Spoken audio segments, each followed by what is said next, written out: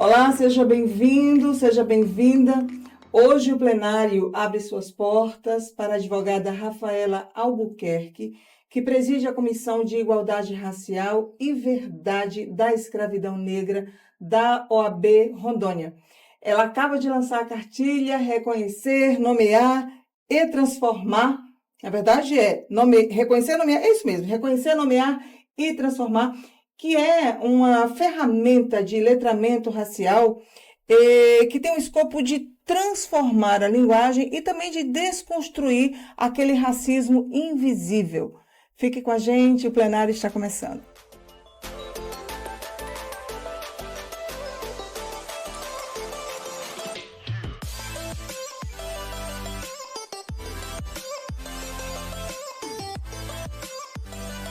Ela conhece o peso da história, carrega nos ombros a memória dos que vieram antes de nós e nas mãos uma ferramenta de futuro, o direito. Rafaela Cristina Albuquerque da Silva é advogada, mulher negra, filha de um Brasil que ainda precisa se reconhecer, se enxergar no espelho.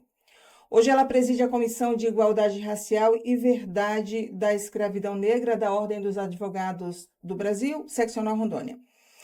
Ela não fala apenas de leis, fala de feridas abertas, de silêncios que atravessam gerações e gerações, de estruturas que insistem em se manter e, para enfrentá-las, escolher algo simples e poderoso, a palavra. Com ela, lançou uma cartilha que ensina a reconhecer, nomear e transformar o racismo. Rafaela é a voz que lembra que justiça não é só sentença, é memória, é linguagem, é coragem de chamar as coisas pelo nome. Rafaela, seja muito bem-vinda ao nosso podcast plenário. Começo perguntando para você o que significa presidir uma comissão que tem o nome verdade, é um nome forte, é uma palavra forte. Primeiramente, muito obrigada por estar aqui presente hoje. E presidir qualquer coisa já é muito difícil, amiga, mas presidir essa comissão que tem a palavra verdade é muito além do que eu já imaginei para minha própria vida. Eu, sinceramente, na minha vida, eu não imaginei estar aqui na sua frente para falar sobre igualdade racial, sobre preconceito, sobre luta e sobre a verdade da nossa história, da história do Brasil. É um peso que a gente leva com alegria, mas também com muita responsabilidade. Eu digo que eu sou um grande experimento, né? E eu quero compreender para que eu possa. Eu quero estudar para compreender, para poder levar essa palavra um pouco mais para frente, essa compreensão para aqueles que vão me ouvir. Então, assim, eu tenho uma imensa alegria de poder compartilhar um pouco da história do Brasil, um pouco da história dos negros e um pouquinho da minha história também, porque, afinal de contas, a gente é filhos e filhas desse Brasil que foi um tanto cruel conosco, né? Com a nossa história. E eu digo conosco porque eu trago as pessoas pardas aqui para o nosso lado, né? Te trago aqui comigo. Inclusive, uma coisa interessante é que eu acho que, às vezes, eu me sinto na condição de parda, no limbo. Porque eu não sou preta o suficiente para ser chamada de negra e não sou preta e não sou branca o suficiente para ser chamada de branca. Então eu estou ali naquele limbo, né? E às vezes até a própria comunidade negra não aceita os pardos, né? Tem isso também, né, doutora? Tem, eu acho isso uma grande crueldade, inclusive, da nossa parte, porque como eu vou dizer, se a gente quer tanto esse caminho, né, de igualdade, a gente também tem que olhar para o nosso colega que está do lado, que é pardo, e trazer ele um pouco mais próximo. Mas eu vou dizer agora um achismo terrível, né, mas assim, eu acho que faz parte da história um pouco também, porque os pardos, né, eles ficavam ali naquela questão de capitão do mato ali, aquela pessoa mais clara, e não era tão ligados ao povo negro, né? Ele já era bem mais bem tratado, né? Podemos assim dizer, na sociedade, por ter a pele mais clara e sempre tendo aquela conexão, né? Essa divisão que sempre existe no Brasil. E aí eu digo que o pardo é a classe média, né, que fica ali no meião e que às vezes acredita ser rico, né? Eu digo que às vezes o pardo, muito tempo, ele achou que era branco, né? E se distanciando cada vez mais da história negra. Porque ser chamado de negro tempos atrás era quase um xingamento, né? Você usava a palavra negro para xingar. Então, assim, se distanciaram. Mas hoje em dia, eu acho legal também essa reconexão deles conosco, a vontade de se conectar conosco e falou, não, eu sou daqui. E essa questão de se reconhecer no espelho é uma coisa muito interessante. Eu Sim, estava num dia no evento, e tinha uma pessoa que fez a autodescrição, né? uhum, E ela, sim. assim, era visivelmente, ela era parda, ela era da minha cor. E ela falou, eu sou uma mulher de cabelos pretos, tarará, de pele branca. Aí todo mundo. E tem muita gente que se denomina assim, né? É, que Porque acredita ser branco. falta essa questão até de você ter uma identidade para você falar sobre ela, né? Falta isso. O pardo brasileiro. É Pertencimento. pertencimento. E o pardo brasileiro, muitas vezes, ele só acredita ser. Não ser branco quando ele vai para um estado que realmente as pessoas são realmente muito brancas, ou um país onde faz essa divisão muito mais aberta, né? Ele olha para você e diz: você não é branco, né? Ainda que, se você for nos Estados Unidos, como uma colega minha já foi, e ela diz lá, Rafa, mesmo eu sendo branca, europeia, o fato de eu nascer na América Latina, ele já diz, você é latina. Não importa se você Já tem um filtro tem ali. a descendência alemã, né? Então, assim, isso vai de país para país e não tem como a gente equilibrar isso aí, Doutora, pegar, definir. em que momento você percebeu, assim, de que a luta racial ela precisava ocupar também espaços institucionais? Quando a gente pega um país que ele é de maioria negra, e você vê cada vez, e quando você olha para os espaços de mídia, para os espaços dentro da justiça, nos órgãos públicos, nas grandes empresas, uma maioria branca, e às vezes não só, às vezes até tempos atrás 100% branca, você vê que a luta é necessária, né? Cadê a nossa representatividade nesses órgãos, nessas empresas? Existe uma dificuldade do acesso ao negro a essa posição. Não vou até falar posição de poder, né? Às vezes fica um pouco pesado falar assim, mas somos pessoas inteligentes, empoderadas, que têm capacidade de assumir esses cargos e muitas vezes somos negligenciados, né? É só você ir em qualquer instituição que seja, você dá uma passada de olho assim e vê as Branco. pessoas brancas e Geralmente homens, brancos. Às vezes tem uma minoria mulher ali, uma para 10, né? E branca também, né? É difícil romper. Eu sempre digo que a mulher negra, lá vai eu falar isso, gente, os homens negros ficam bravos quando eu digo isso, gente, por favor, perdão já. Mas eu digo que a maior carga do racismo está em cima da mulher negra. Tá? por que você diz isso? Porque a gente aponta no final, aponta não, desculpa, o iníciozinho lá atrás. Nessa escala que existe do homem, da mulher negra, aí o homem negro, aí a mulher branca e o homem branco no topo. Por que que eu digo isso? Porque muitas vezes, Josi, quando o homem negro ele rompe a barreira da pobreza, ele rompe. E eu não estou falando dele ficar milionário, não. Rompe quando eu digo tem acesso a estudo, além desse acesso a estudo, ele consegue ali, vamos supor, passar num concurso público, num cargo aí, vou colocar aqui um procurador de Estado. Vou dar um exemplo assim, tá? Não estou falando de nenhum procurador, tá, gente? Por favor, estou botando só como exemplo, né? E aí, essa pessoa, quando ela rompe com a pobreza, que ele vai ter um salário interessante, talvez ali no meio do caminho dele até tenha namorado mulheres negras. Quando ele rompe, que ele assume o cargo, ele começa a querer ser aceito por aquele local, por aquelas pessoas, e a tendência dele é casar e namorar mulheres brancas. Ele se desinteressa completamente pela vivência da mulher negra.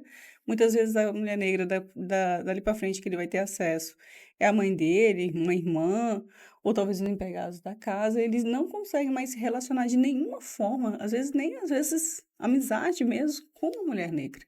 Então, todo o gosto pessoal deles se transfere para essa mulher branca, ou sempre foi o alvo dele, né? A pessoa que ele queria, mas isso ele não conseguia. Então, eu via, e isso isso sou eu que penso assim, tá? Que muitas vezes esse homem negro, ele luta não para acabar com o racismo, mas sim para ser aceito do lado de cá. Entendo. Você consegue compreender o que eu estou dizendo? Consigo. Ele não quer lutar por nós que eu englobo, ele quer lutar por si, para ser aceito nesse local. Ele alcança uma projeção Exato. e depois ele É muda muito, de time. é muito difícil você encontrar casais negros bem-sucedidos no Brasil. Você vê preto e branco. Qual casal negro hoje que a gente tem no Brasil de referência?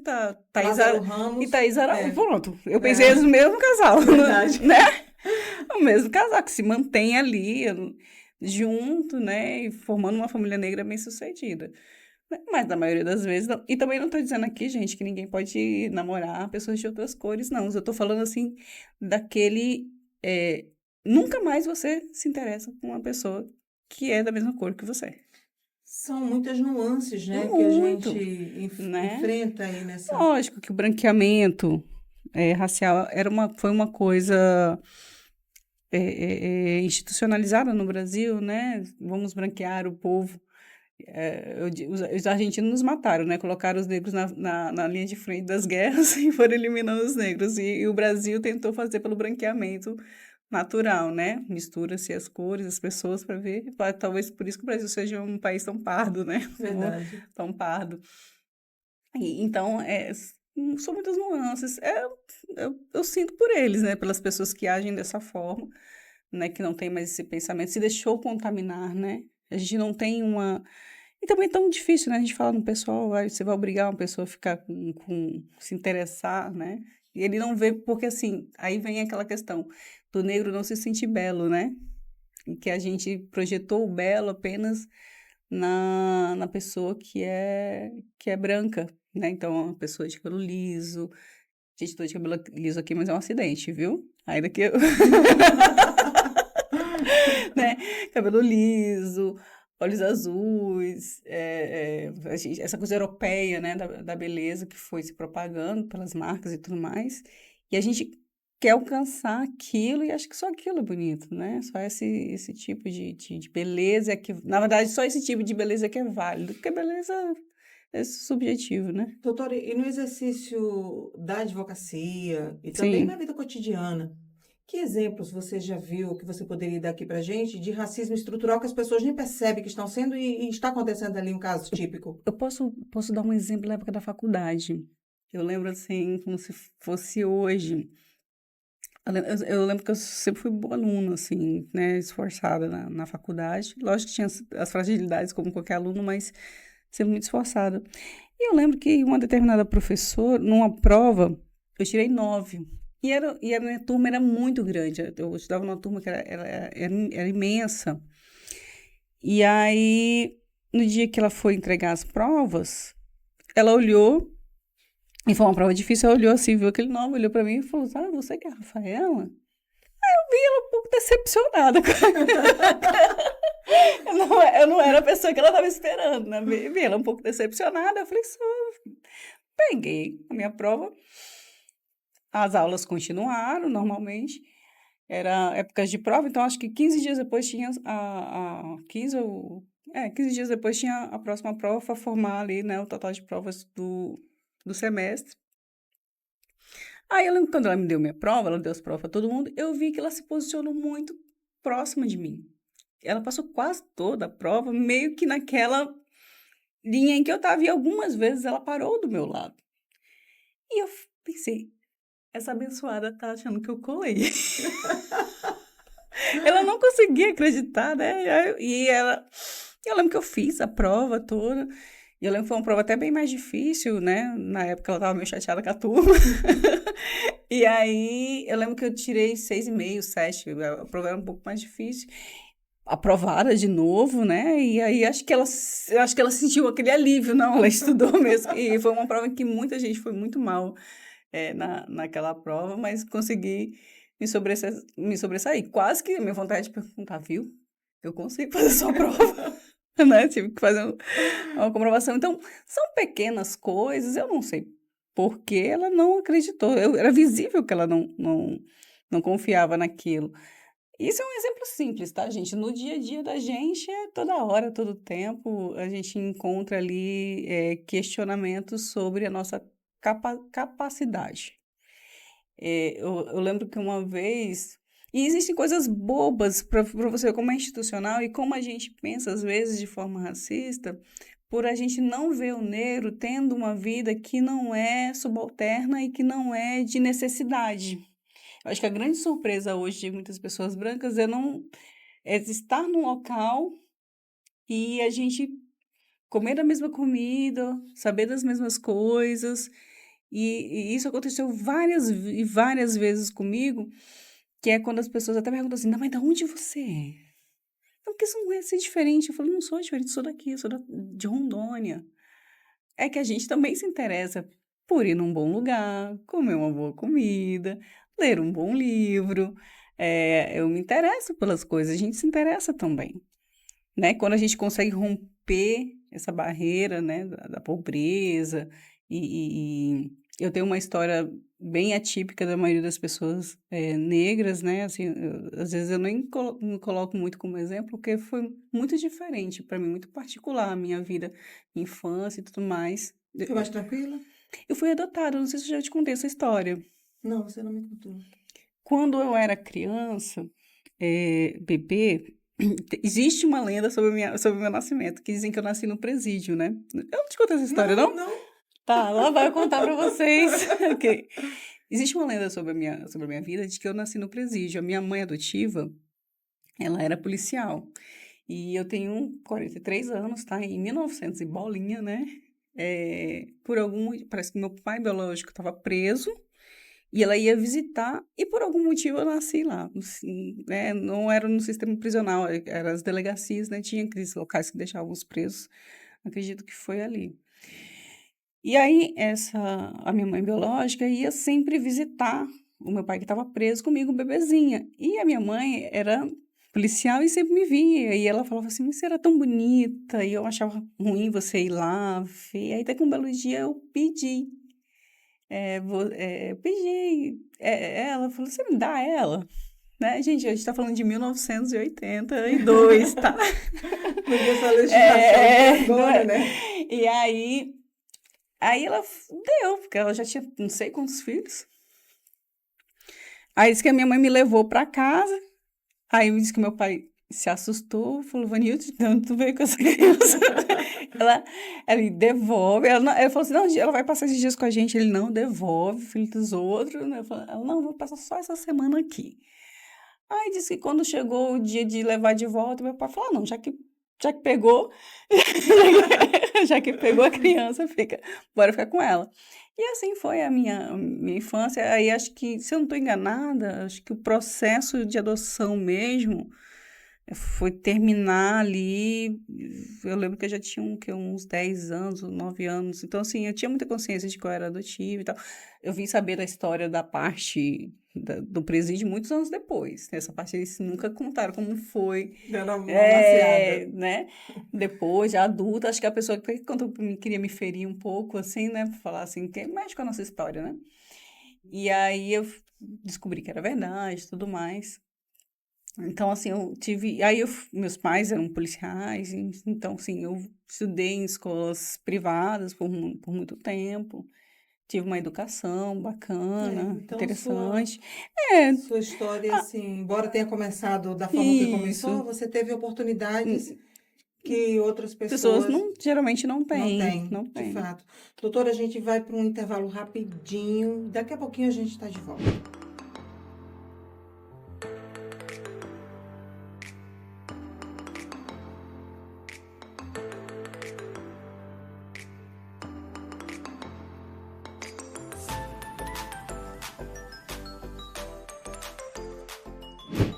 Olá, estamos de volta com o plenário. Eu sou Josi Gonçalves e converso hoje com a doutora Rafaela Albuquerque, que preside a Comissão de Igualdade Racial da OAB Rondônia. Queria falar com você sobre essa obra aqui, sobre essa cartilha. Ah, meu Deus. Essa mulher teve a coragem de, assim, teve um dia que ela me ligou e falou assim, tem um projeto, tem uma coisa e quero para ontem. Opa, o que é? Sem nenhum real no bolso. Quero fazer uma cartilha de letramento racial. E aí eu me juntei a ela nessa tarefa de 30 dias Foi. de Meu construir, Deus, elaborar é. conteúdo, elaborar roteiro. Faz de novo. Faz de novo, ela faz revisão técnica, jurídica.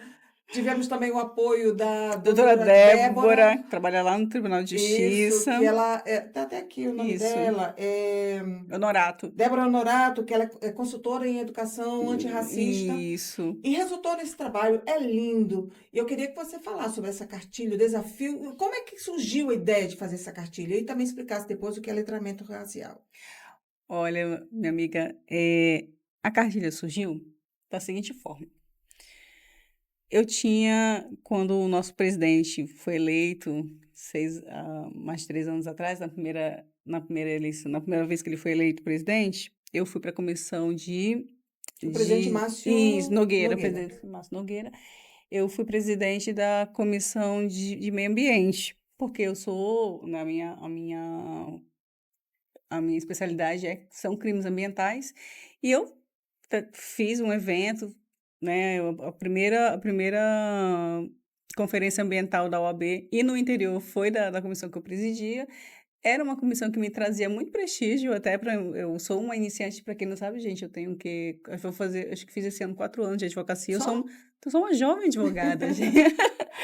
E me trazia um prestígio bacana e tal, a gente fez um trabalho bonito, muito bem visto na ordem. Só que eu sempre falava assim, doutor, tá faltando a gente falar mais sobre racismo, a nossa OAB falha. Eu falei assim, acho que a gente falha nesse aspecto, acho que a gente não está abarcando, trazendo essa luta.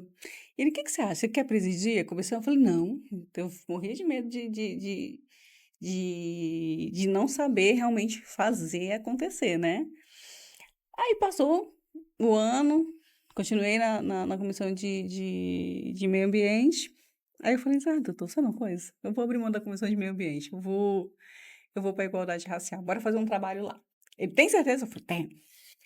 E foi um chamado mesmo, que eu sabia, ali no meu coração, eu falava assim, não, gente, tem que ter, a OAB tem que fazer.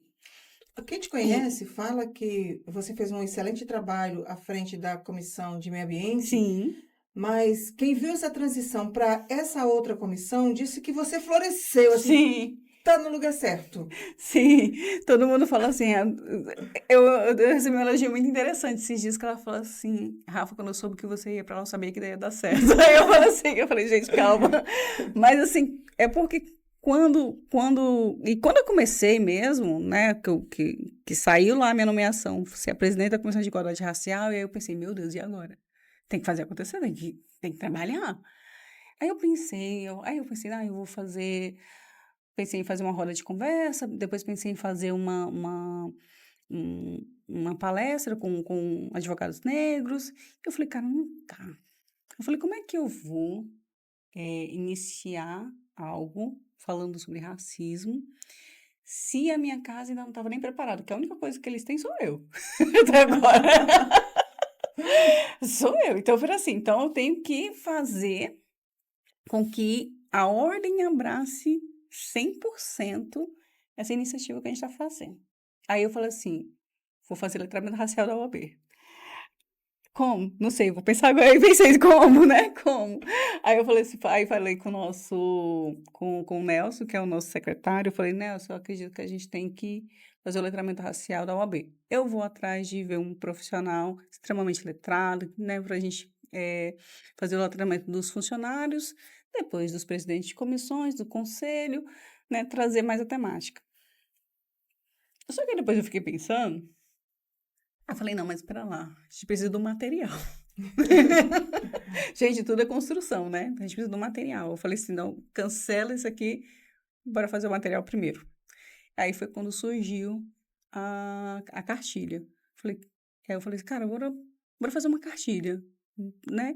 No começo eu pensei até que a gente fosse fazer algo mais simples e tal, só que a gente foi evoluindo, né? Para trás das coisas e tal. para que a gente É um pudesse... mini livro isso aqui, É um né? mini livro. Ele é um mini livro, ele é pesquisável, tá, gente? Tem muita coisa boa aqui.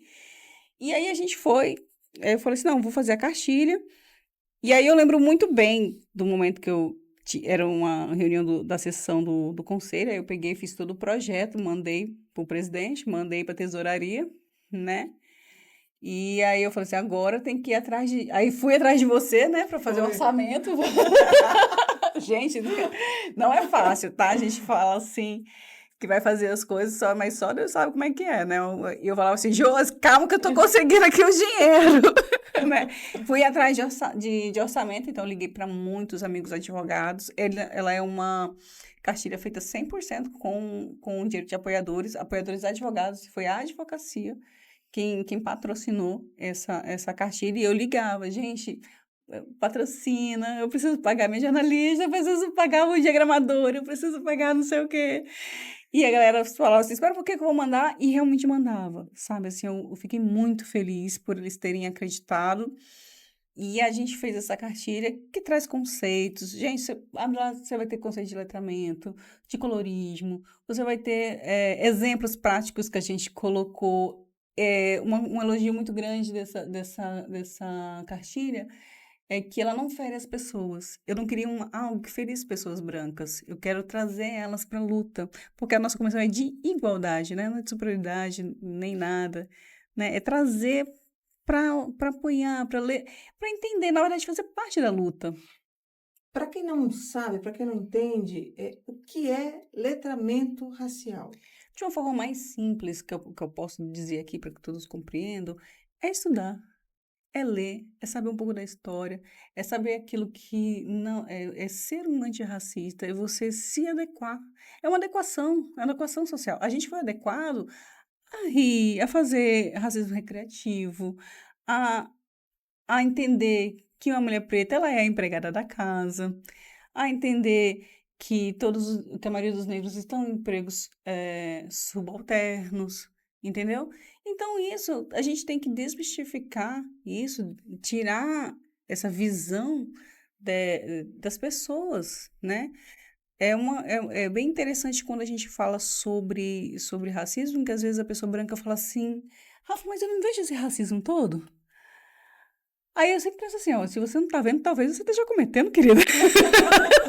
Por isso que eu falei no início do Eu programa falei, sobre o racismo talvez. invisível. Talvez você esteja comentando, porque a gente que é negro, a gente sente. E eu não gosto muito de usar aquele lugar de fala, né? Sabe que esses conceitos de lugar de fala ficou um pouco deturpado com o tempo. Mas é muito difícil uma pessoa falar que algo não me feriu, que é racismo, se ela não está no meu lugar, né? Porque é uma coisa muito cruel que as pessoas fazem hoje em dia, que é falar algo assim, você fala algo racista, e se eu ficar magoada, é porque eu não me aceito. Então a culpa é minha. Então, assim, é muito desmoralizante.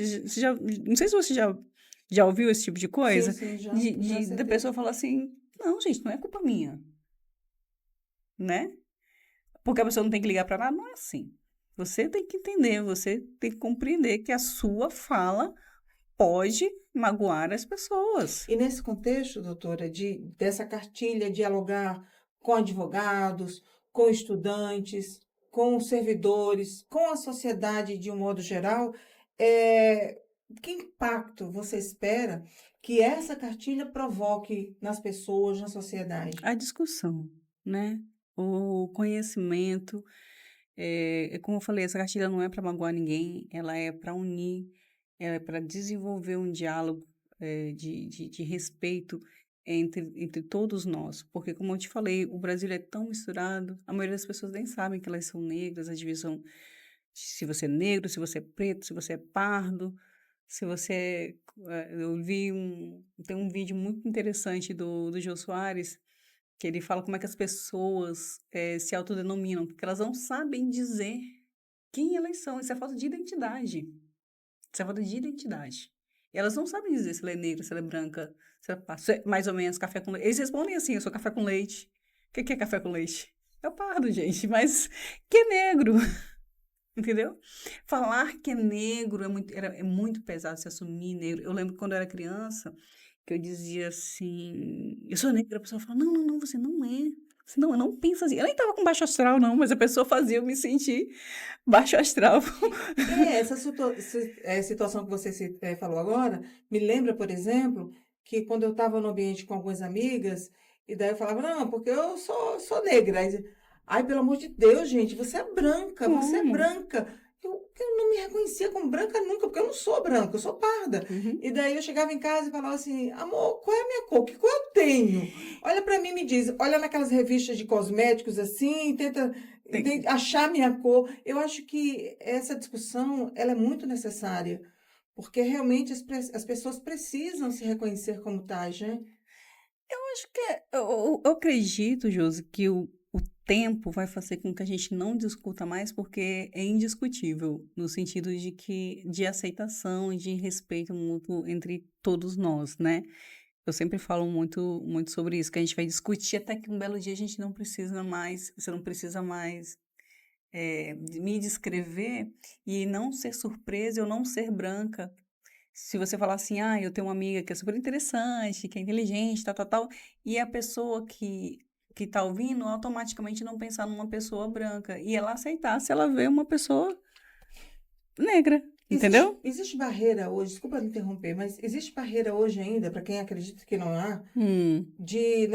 dos empregos para as pessoas que são negras acessar esses lugares de poder, de Ah, trabalho. muito, isso aí é visível, você não precisa de muito, a gente chega e encontra as recepcionistas, mas sempre teve, né? E que você seja belo, aí vem o que que é o belo? Branco, cabelo liso, olho claro, Né? enfim. Então, essa busca desse belo europeu é todo tempo, né? Então, assim, tem sim.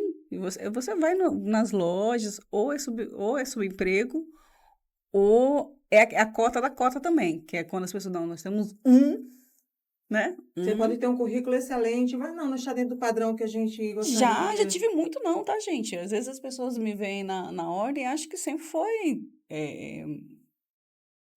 Eu lembro que, fácil, eu lembro que muitas vezes eu era tida como intrometida.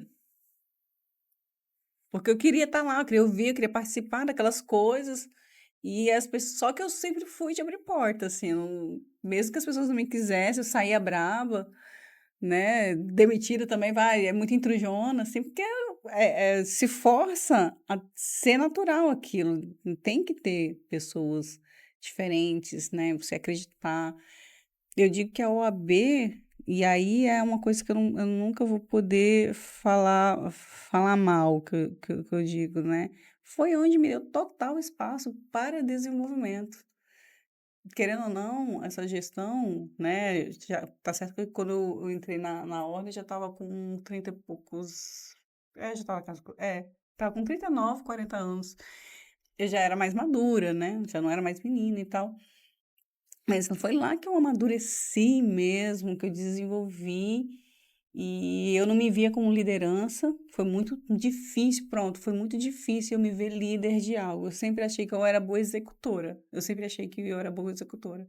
Mas líder mesmo, não me via. E foi lá que eu me vi líder. O presidente falou assim: você vai fazer, deu essa liderança e fui desenvolvendo até conseguir. Então, assim, não é fácil. Não é fácil, eu imagino. A gente está chegando no finalzinho do nosso Ah, podcast. Infelizmente, é tanta coisa para falar, sim, né? muito. Mas assim, eu gostaria que você deixasse uma mensagem para jovens mulheres negras que pensam em seguir carreira jurídica ou até política. Sim, não desistam. É difícil, mas é possível. Educação sempre. Letramento, saber quem você é.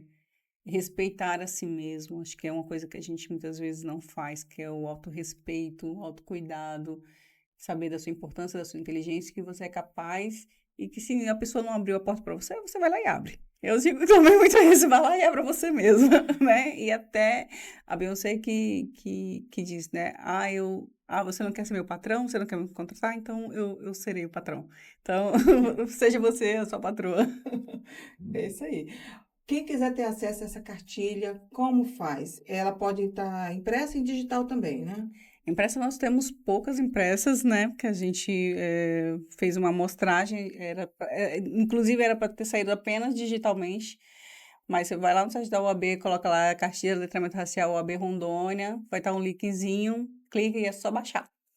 E de repente até escolas que queiram conhecer um pouquinho mais, a OAB está à disposição para isso? Você Totalmente disponível. Quem quiser que a gente vá até a escola, faça palestra, a gente vai, a gente conversa, tá? Gratuitamente, tá, gente? Não é pago, a gente vai lá conversar com as crianças sobre letramento racial. Levaremos algumas amostras, se tiver, né, ainda, se tivermos ainda. E o letramento, gente, racismo, só dando aqui uma última fala, é uma das piores situações, é o pior preconceito que você tem, que você não tem nada contra alguém, você não avalia a personalidade daquela pessoa, você não quer saber se ela é boa, se ela é má, se ela é bacana, você só vê a cor. Isso é muito difícil. E a tendência é você discriminar, você deixar essa pessoa fora das suas relações pessoais e de emprego só porque ela tem uma cor diferente da sua, né? E isso é muito ruim, isso é tão, como é que eu vou dizer assim, desmoralizante. Você desoportuniza viver socialmente com alguém porque ela não tem uma cor que você não acredita que é visualmente boa para você, que você goste, que você consiga ver, sendo que pessoas negras são pessoas que têm um passado apagado, a gente não sabe nem qual é a nossa descendência, né? As pessoas acreditam até hoje que a África é um país, sendo que ele é um continente, né? As pessoas não conseguem ver o mínimo, porque está tomado por um preconceito que é o racismo. Então, o letramento é sobre isso, para a gente estudar um pouco mais sobre o passado, ancestralidade, sobre as nossas raízes, né? Eu adoraria saber de que parte da região da África eu sou, né? Então, eu acho que vou fazer aquele teste de sim, tem consanguíneo teste para saber, genético. e teste genético, para saber, porque por exemplo, as pessoas brancas adoram dizer que é descendente de polonês, de alemão, de francês e tal, e a gente não sabe. Eu sou aqui de africano, mas a África é um continente, é grande demais. Pois é isso, olha, a gente fica feliz porque hoje a gente teve a oportunidade de falar aqui que cada palavra importa, né? Sim, E que a justiça, ela começa a acontecer a partir do momento que a gente começa a dar nome certo às isso. coisas, às pessoas, né? E que o direito, ele é sim uma ferramenta importante de transformação social quando ele ousa Vamos. reconstruir a história, né? E renomear o futuro. O compromisso maior dessa cartilha, você até perguntou ali, é romper com a dor, é transformar. E te trazer para essa. Eu super adoro saber que você é, é negra, uma não de pele escura, mas que compreendeu a necessidade e pesquisou e leu e com certeza aprendeu, né? E trazer mais essas pessoas para perto da gente, para que a gente possa desenvolver um trabalho que vai realmente mudar, que vai realmente socializar essas pessoas. E aí vem entender. Porque, amiga, lutar contra o racismo é tão complexo. Você tem que lutar sobre saúde, você tem que lutar sobre educação, sobre ressocialização, sobre o sistema criminal, sobre prisional. É muita coisa. Essa cartilha, ela é um tijolinho em cima de todo um sistema que ela foi feito para menosprezar as pessoas negras, né? Feita para nos manter escravos ainda socialmente. Então, eu acredito que isso é um pequeno passo e estou feliz por isso. Doutora, a gente também está feliz por ter o lançamento dessa cartilha, essa ferramenta tão importante para a sociedade, né? É. Concorridíssima. Verdade. Tá, quem tiver uma cartilha dessa. Gente, eu digo assim que a estética importa, né? Ela é belíssima, tá? Além de ter um conteúdo maravilhoso, uma das coisas que as pessoas mais falam também quando abrem ela, falam, ela é tão bonita. Eu falo, ela é. Aliás, vamos dar o nome de quem Sim, fez aqui, de sim. quem diagramou essa cartilha, que foi o profissional assim competentíssimo, César Prisinhus, que ele Isso. fez um trabalho realmente lindo, lindo mesmo. Vocês podem conferir depois no site da UAB. Obrigada por Obrigada. nos ajudar a ver hoje que é pelas palavras que a gente faz equidade, Exato. né? O plenário de hoje fica por aqui. Você acompanha esse episódio no Rondônia ao Vivo, né? Maior veículo de comunicação digital do Estado, e também no Voz da Terra, no YouTube do Voz da Terra, que é também um veículo de comunicação de jornalismo independente. E a gente se vê no próximo episódio.